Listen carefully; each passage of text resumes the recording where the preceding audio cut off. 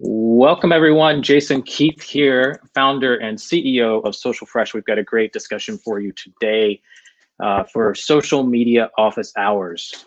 This is our last show of the week, gearing up for our conference next week, Social Fresh 2020.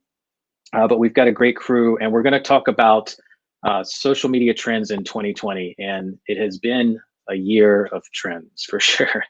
New trends, COVID-related, pandemic-related trends, and tons of platform updates and new features, et cetera, et cetera. And every business has had to adapt this year. So every business and every social marketer has had to adapt and create some new trends in their own wake as well. So we got this amazing crew of people. I want to introduce them to you momentarily. We've got Sarah Evans here, founder of Sevens Strategy.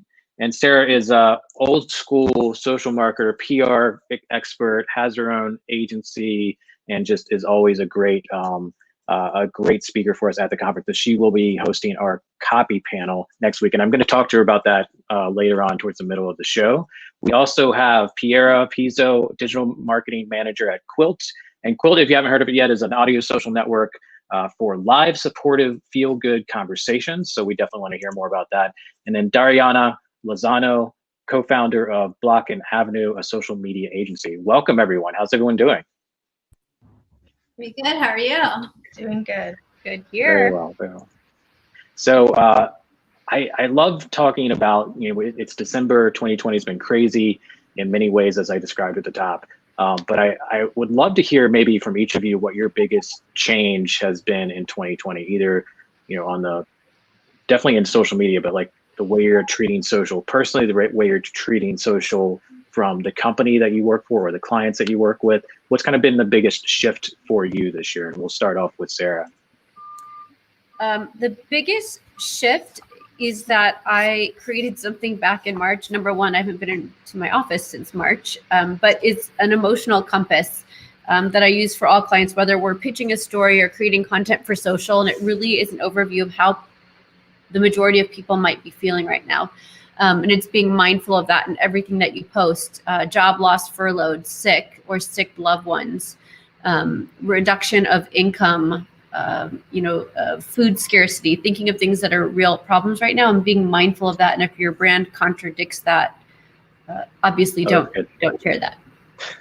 Where can people find that? I remember seeing that. I have it pinned on my Twitter profile, but then I also created a visual image, which I'm happy to send to everyone. That's awesome. At PR Sarah Evans, if you want to find Sarah on Twitter. Dariana, what about you? What's kind of the biggest change, biggest shift you've seen?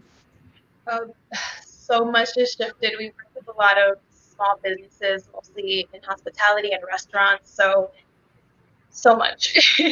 Mostly how we communicate. I think we really dove into the communities that we've built with our clients more so than ever before. Just keeping people really up to date with all the restrictions changing day to day and what restaurants could do and what they could not. It's been really helpful to be able to communicate that quickly to our audience. So more of like in the moment communicating than before.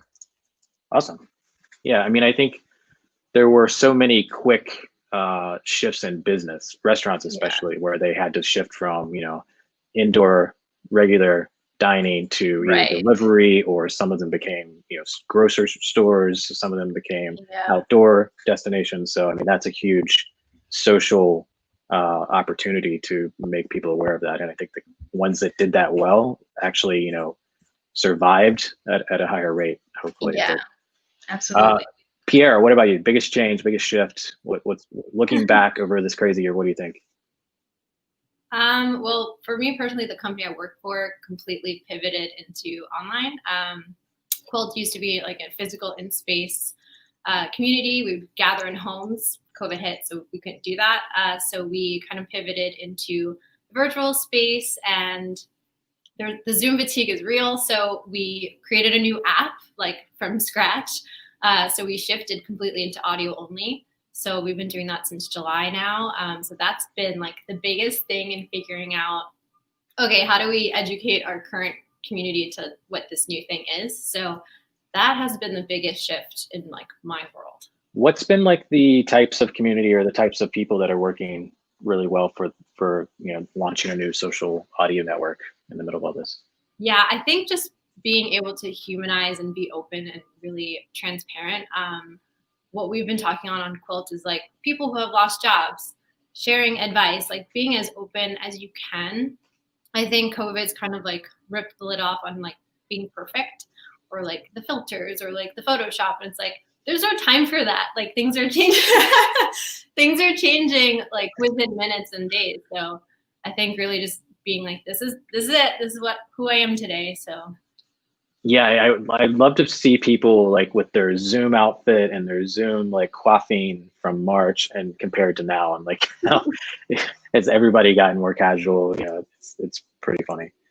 I love that. So one of the things that I think I don't know if all social media managers are knowing this. I think maybe the last couple months, it just has felt like new platform feature after new social media format, one after another after another.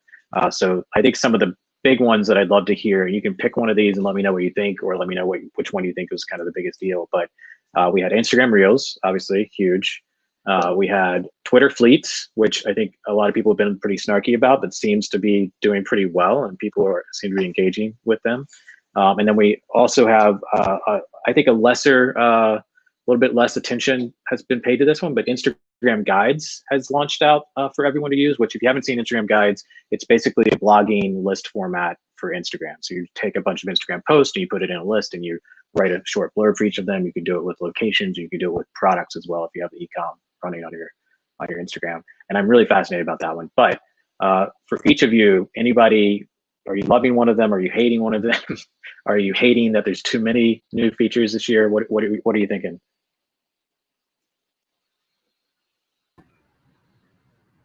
There's so many. I've been keeping a list of every single tactic that you can do Oh, I on remember social that. networks. Yeah.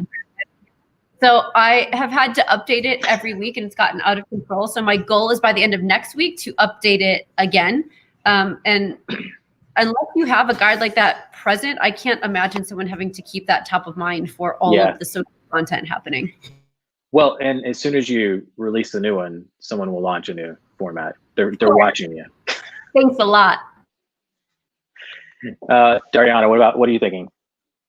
Yeah, I think it can be a lot to keep up with, but if you're already using a format, like if you're already doing video, then go for the one that it supports that. So if you're already doing long form video, maybe Reels is the way for you to go and kind of ignore the other ones.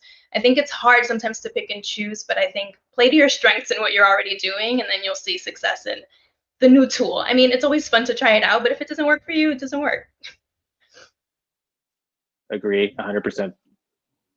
Yeah, I totally agree. I mean, you don't have to do all the things. Like there's everything everywhere. So I feel like play to your strengths. But I really am loving Instagram Guides out of all of them. I've seen a lot of small bloggers use them for like small business guides. So that's a helpful way to have everything in one place. Yeah, it's fascinating. I love that I didn't expect them to do it so that you could do it with products and places as well, which was cool, which are kind of the things that you can post to the feed. One of the, so quick poll, who's using Fleets? Anybody posting to Fleets? Anybody viewing Fleets? I did once. And I haven't done it again. I don't know if anyone else has tried. It doesn't seem like a very big deal to me. Like if you're doing stories on Instagram, why not just, do the same stories on Twitter just to test at least. I know, for instance, I get more reach on Fleets than I do on Instagram stories just because I'm more active on one social network versus the other. But also I think, it's a way to be top of mind. People can scroll past you more easily in the feed maybe than they can ignore your face at the very top of the timeline, like the whole time you're using the app. Even if they don't click on it, it's like a reminder that you exist, right? Yeah, for sure. I didn't think about that, but it's true. It's like, hey, I'm here. Here's my little bubble. Mm-hmm. Okay, what about Reels? The thing that I'm seeing with Reels is that Instagram is just blowing out the reach for it. If you do anything on Reels, you will get some numbers. So it's a short-term opportunity. That being said, if you're not already doing TikTok, if you're, just trying to put your Instagram stories over to Reels, I don't think that's like a successful medium to long-term strategy necessarily. So I, to succeed on TikTok, you have to be publishing a lot. Like that's the overarching, piece of advice I hear from every brand that's on TikTok is they reward consistent high frequency posting. And that's probably going to be true for Reels as well. Once, the algorithm kind of bumps down how much they're showing up other places. Are any of you doing TikTok content, Reels content? Are you advising that for clients? Or are you just, observing from your personal accounts and kind of making sure you're up to speed on what's happening there? I'm definitely observing. I mean, my forte is really on the media relations side of things, but we do have to look at the full digital PR scope and where something can have a reach. So we might be looking at influencers to help amplify a message, or ways that brands who are already active there can start doing things. I've watched just locally here in Las Vegas, I've watched some radio personalities actually skyrocket to TikTok prominence. So they're using their creativity and what they've been doing, and several of them have made a name for themselves there. And then I'm watching them reshared on Instagram, and now they're even pivoting how they shared on Instagram so that there's a differentiator between the two. I love that. I wouldn't have thought of that, but the radio personality sounds like a perfect fit for TikTok. Like they need attention, really they need a content. Yeah. And no knock to radio personality people. I'm sorry if that came off as a dig. But like they have access to stories every day. Yeah, they're good at it. What about Dariana, PR, TikTok, Reels? What's the strategy? What's your plan? I joined TikTok just to see what's going on, and now I'm one of those people that I'm on at 11 o'clock at night and 3 in the morning. I'm like, oh, what happened? What happened these past 4 hours? It's so addictive. So I see why Instagram kind of borrowed the idea and is doing that. I'm, again, advising clients that are already doing video to do it. I've had people ask me do I need to do it? Do I need to get on there? And it's like, if you're doing video and you're into it, then of course, try it. You do have to stay on top of it.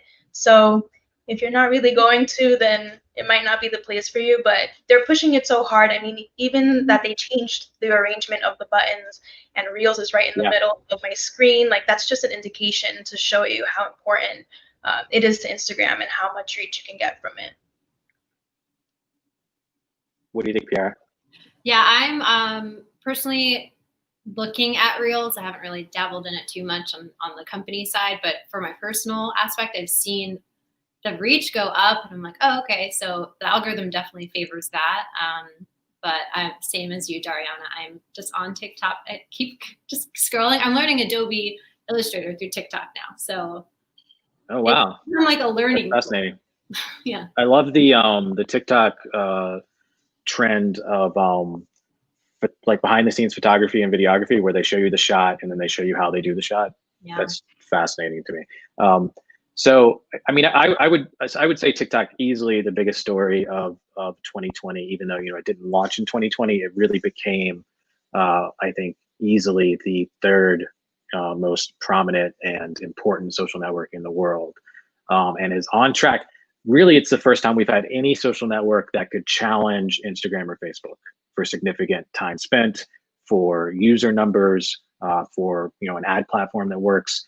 So I think that was a huge shift, and to see this Instagram Reels versus TikTok happen so quickly, I think Facebook really read the room in the middle of the pandemic, and even before TikTok had this, potential ban in the US and all of that nonsense that we still don't know how it lands. But even before that, Facebook was building this at a pretty quick pace after they took maybe a year and a half off from not taking TikTok seriously. So I agree that because of what Instagram is doing, they're emphasizing Reels, they're giving it reach, they're making it the center dominant button in their navigation in the middle of the app, that the eyeballs are going to go there. They're going to keep pushing it. They're going to keep adding the features they need to compete.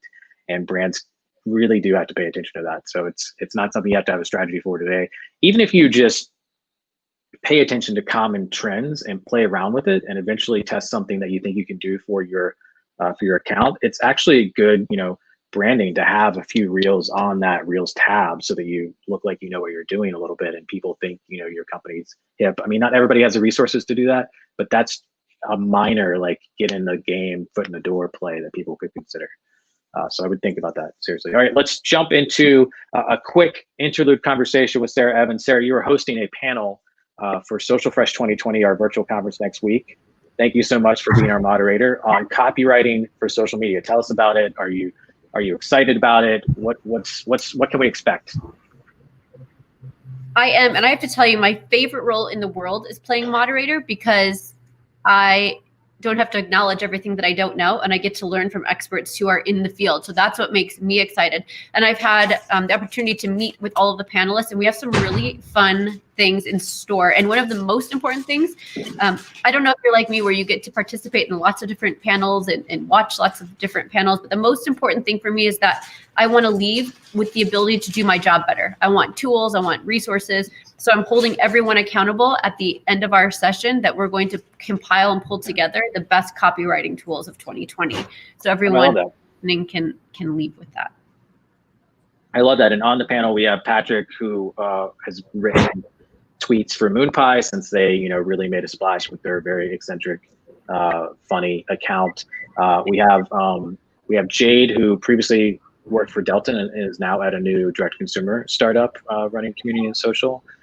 We have a marketer from Corey from Stop Soldier Suicide on the panel. So people from like all different types of industries, experience. Some are professional copywriters and come from that background. Some are social media trained and had to, you know, taught themselves and bring their instincts to copy.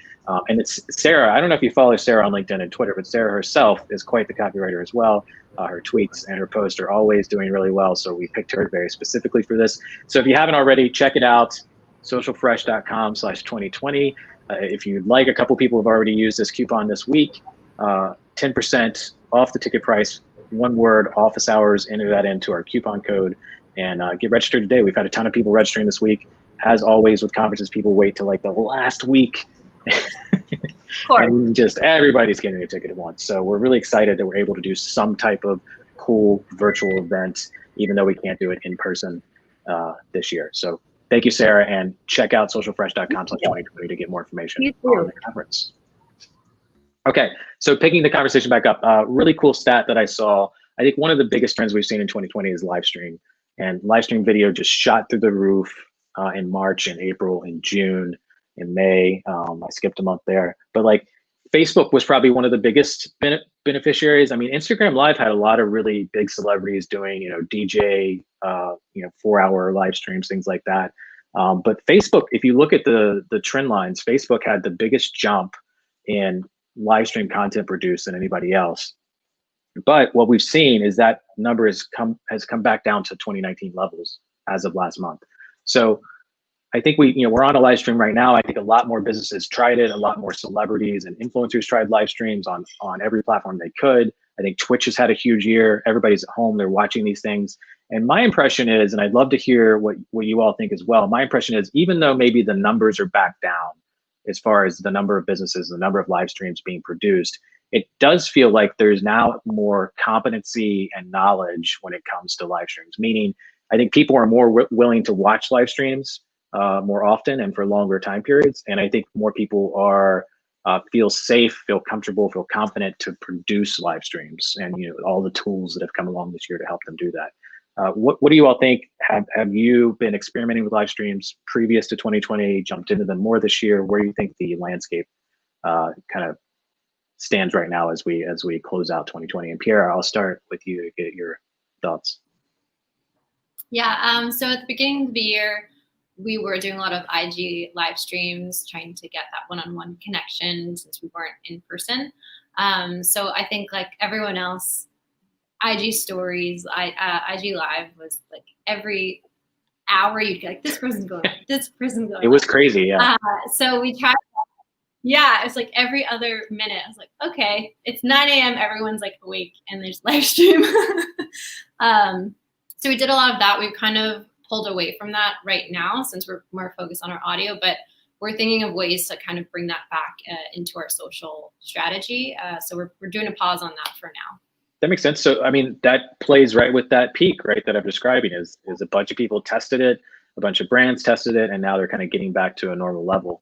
And I mean, I think that makes sense because you have to get back to some type of new normal business model.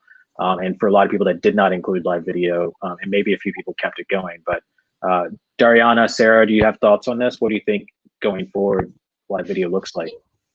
Yeah, so I work with a chef, and when the lockdowns happened, we had him start to go live every week or several times a week, and that helped us out tremendously, opened doors for him for other business opportunities. Yeah, it was very cool to see. I myself did some live streams because I have coaching programs, and what I run across is that people were nervous to do live streams. I mean, we were having a chat before this, and Jason's like going through all the checklists, the sound going is, and you have issues that come up. Exactly. So I think people were scared, but now it's like, I think that barrier to entry has kind of lowered a little bit, and people know like you don't have to have like a production studio behind it. Like people know that your internet cuts off. So I think that makes people a little bit more comfortable to do live streams. I think that dip is probably because, like you said, people are kind of returning to normal, or now we can go back to our businesses, or people are outside of the homes. I think there's different factors that go into it, like just people not being locked down. But I think if you were successful with live streams, then you're probably going to continue that train going. I think it's great. I love them. Just start doing them. They get easier to do the more you do them. Yes. Yeah, you're describing tech issues. So this is the camera that I was going to use today, and I've used for over a year and somehow stopped working today. So I had to shift like 3 minutes before the show started to get our secondary camera, which I'm glad we have. It happens. So I mean, maybe I guess I've never broken a webcam before or like worn it out. I guess it's just had too many Zoom hours on it. I don't know what's going on, but yeah, I mean, so we do an in-person conference, right? So for us, conferences going forward, everybody, all conferences, when you talk to people in the event industry, we expect that most events are going to be hybrid going forward. So even though we might not do a pure virtual conference the same way, maybe we do, I don't know yet. We haven't really decided. Once things get back to normal, most of our in-person conferences will probably have more live stream, more, interactive digital components to it than they have in the past, right? So I think a lot of businesses are probably going in that direction where they're going to incorporate it somehow, but it might not be the only, piece that it was in the peak of the pandemic. Another thing I'll mention is that even today, live stream engagement, live stream reach on social platforms is still very high. I mean, when Facebook launched Facebook Live, huge reach numbers, just like Instagram is giving to Reels right now, but it still maintains as the #1 reach format on Facebook. Like live streams on Facebook get more reach than any other format, and they're harder to produce. They're higher resources, right? It's not easy to do. But once I love your point, Ariana. Once you start doing it, once you have a process, once you have a template that you can plug into, it gets much easier. You get much more comfortable with it. So I think it's, and we have a presentation next week at the conference from Anthony Yepes, previously at Spartan Race, their social media director. And he's talking specifically about how to do episodic content. So it doesn't have to be a live stream. It could be recorded video, episodic content, or even a podcast, right?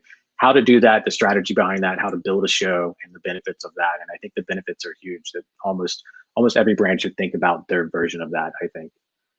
Sarah, do you have thoughts on live video? You're a pro at this stuff.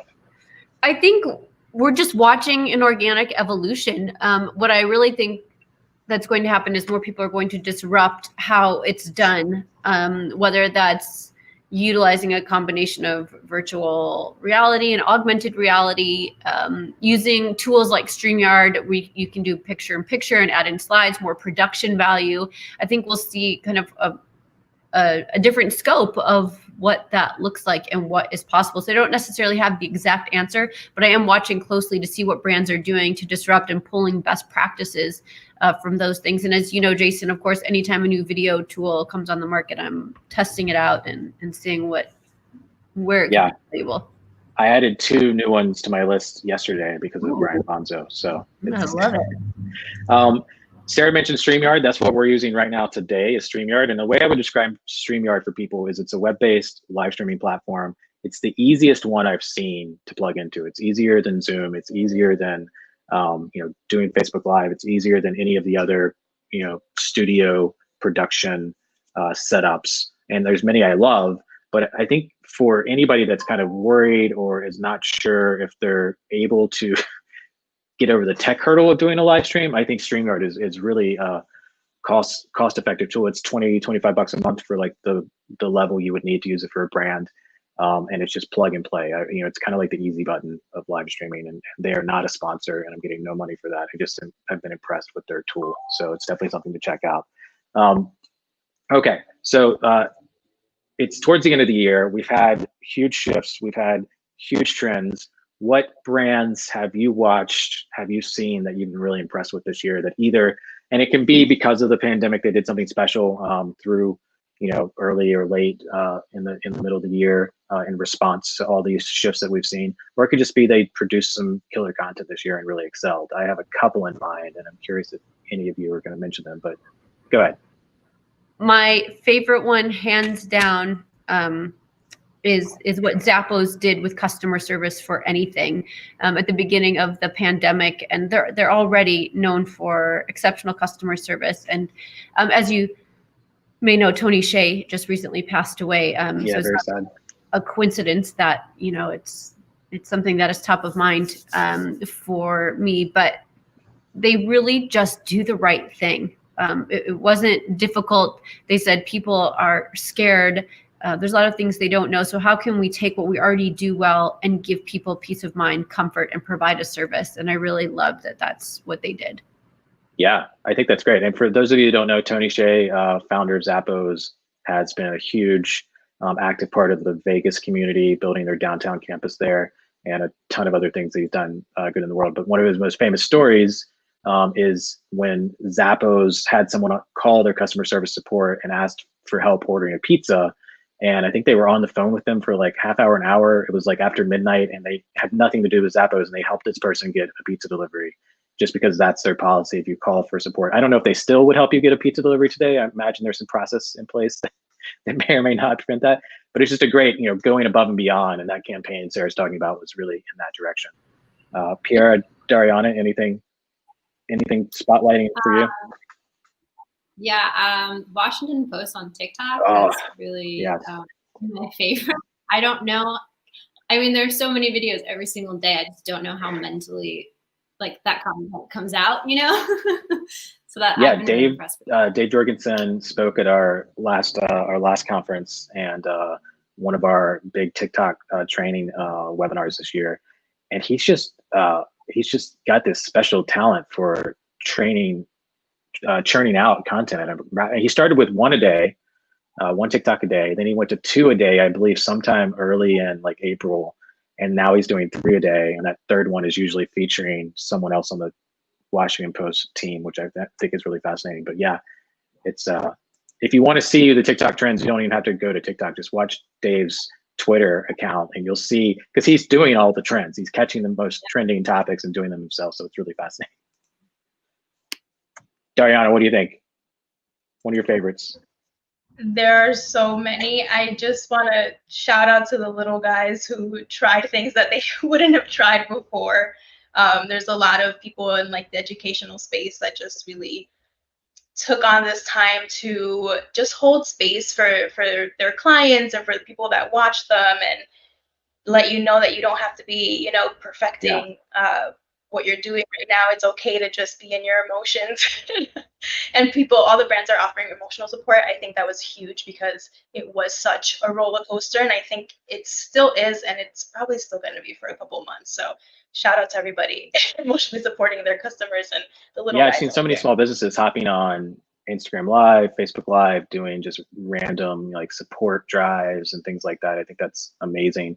You made me think of one I wasn't going to mention, but the Calm sponsorship of the election coverage, which isn't really social media. They did some social integrations, but that was so funny and so on point. 2 others I'll mention, Steakum, Nathan over there doing a great job and really blowing up this year, talking about media literacy and talking about the pandemic and all kinds of topics that are, a little too on the nose for a lot of brands, but doing it in a way that really generated a lot of attention and a lot of positive vibes. And then also, I think kind of non-pandemic related, Chipotle is always a favorite of mine. And their team just we do a quarterly deck where we present, the best in social every quarter for a couple of our high-end clients. And if I could, they would be in like every section of the deck every quarter. Like I can't put that much of one brand in the deck, but their Instagram, their Twitter, their social across all platforms is just always very innovative, very like in touch with their customer, and always hitting on what we call these micro moments, where like these embarrassing moments of like, the have a great meal. The checkout person will say have a great meal to you, and you say you too back to them, like little micro moments that everybody relates to.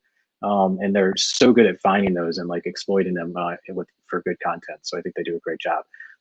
Okay, so check out all those brands, give props to the teams that are doing great content. And I love the vibe from today's show of just be supportive and find ways to be supportive for like your customers and people in your life.